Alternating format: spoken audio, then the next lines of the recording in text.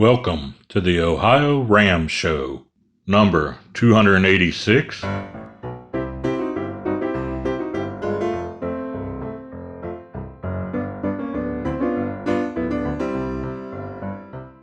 hello again. It's Lee Kreider here with the OhioRAAM Show, and today we're going over to the wonderful island of Guernsey in the English Channel. A very unique place. It's close to France, but it belongs to the British Empire somehow. It's connected some way. And of course, a great friend of ultracycling, Chris Hopkinson. But before we go there, remember the show notes will tell you a little more about Chris there, a little more about ultracycling. Don't forget those. And we thank you for all the people who work at our time stations here in Ohio. Well, they're not going to be working this year, but they'll be back next year. So with that introduction, let's go on over to talk to Chris Hopkinson. Chris, how you doing there? Well, you're on your bike. Yeah, good afternoon, Lee. How are you? Well, I'm fine. And well, where else would we expect you? I've been watching you on Facebook, and it seems like you've been doing a lot of virtual tours, haven't you?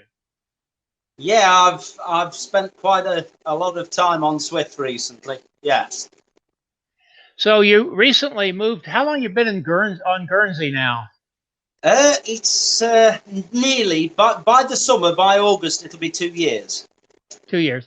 And are you on Guernsey or in Guernsey? I don't know what the proper thing to say is. Probably a bit of both. As I said, I've always enjoyed learning about Guernsey. I've read quite a bit about it. We had Guernsey cattle on the farm. And of course, read quite a bit about it during the war because it was occupied. And it made a recent hit, Chris. I don't know if you read the novel. What's the name of it? Guernsey Literary and Potato Peel Pie Society. That's right. Yeah, I've seen the film as well. It's very good. I have both for me. I'll tell you, if you haven't read the book or seen the film, it's really worth it.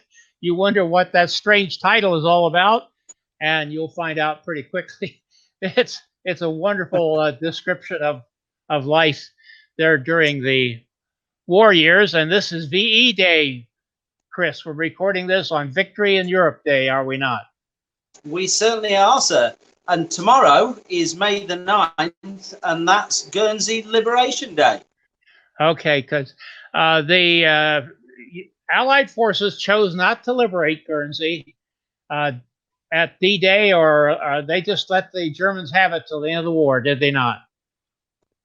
That's correct. It's the day after his Liberation Day, May the 9th in Guernsey, and it was due to be a very, very big celebration this year. But obviously with COVID-19, that sort of changed plans somewhat.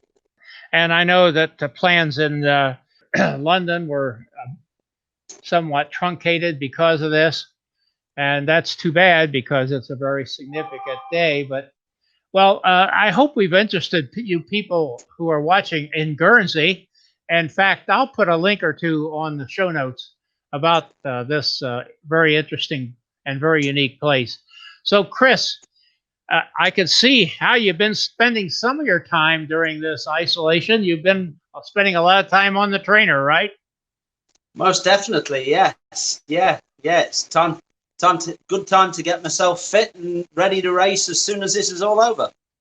Well, I just heard yesterday, I believe it was, and I think it was because of your posts on Facebook about the virtual race across Europe. Is that the name?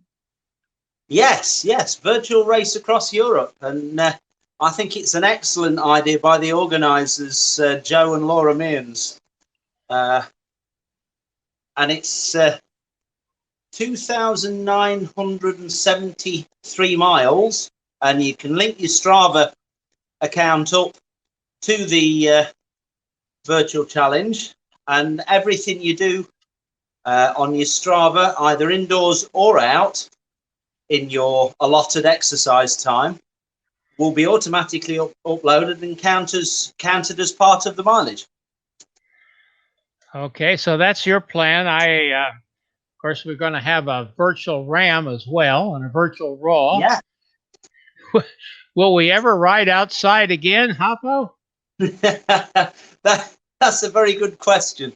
I must say I did a lot of indoor training anyway, even before this, because living on a little island that's six miles by 4 miles, so what, 24 miles square, is not sort of overly suitable to ultra cycling training. So how many miles is it if you circumnavigate the entire island? There's a 25-mile route, and you can get around it in just about an hour. How else have you been spending your time besides training? Well, training and training, and no, we've got all the family over here. We've got Jenny's mom. We've got my father, and yeah, we're having some nice family time. We've been to the beach this afternoon. I've been doing some open water swimming in my allotted exercise time this afternoon. That's what I heard. Is in the ocean, I take it? Yeah, it was, shall we say, a lot colder than I expected. I believe you teach music, do you not?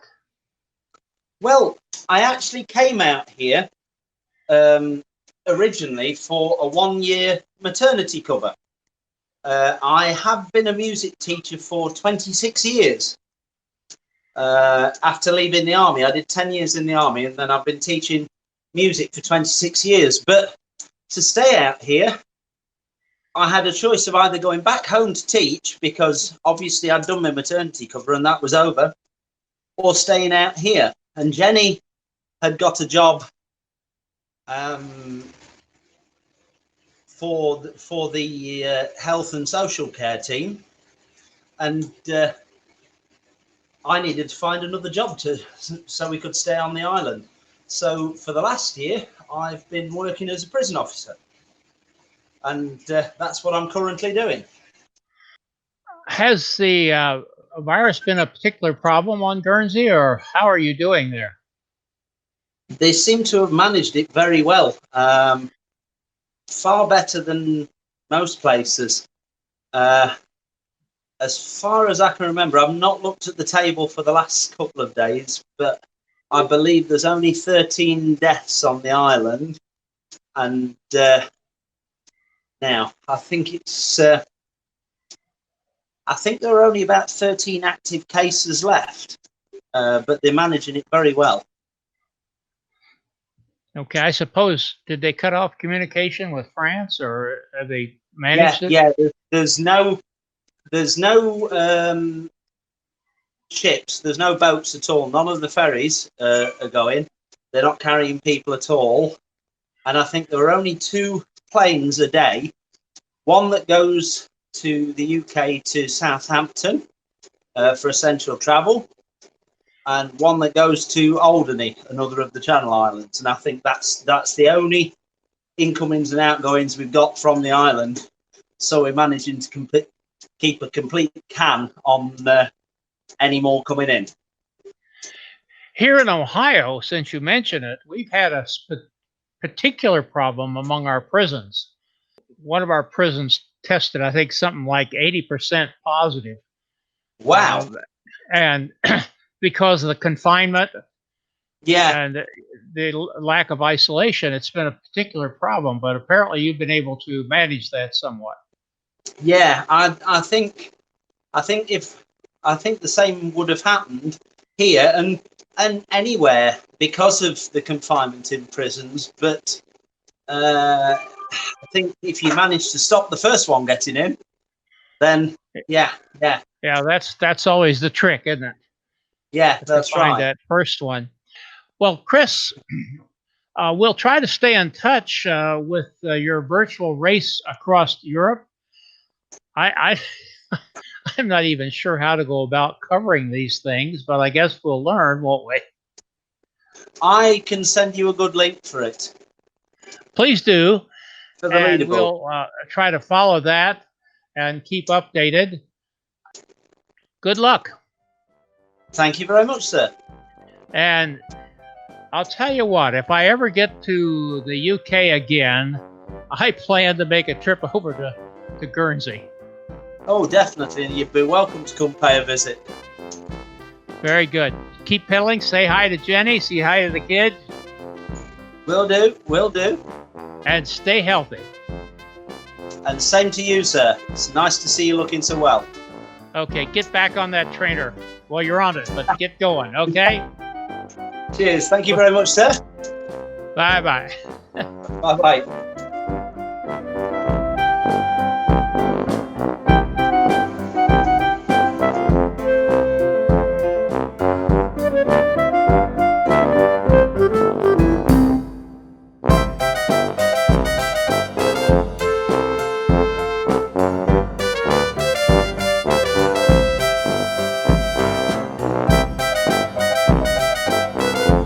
Gregory Zuber speaking. Thank you for your likes and shares.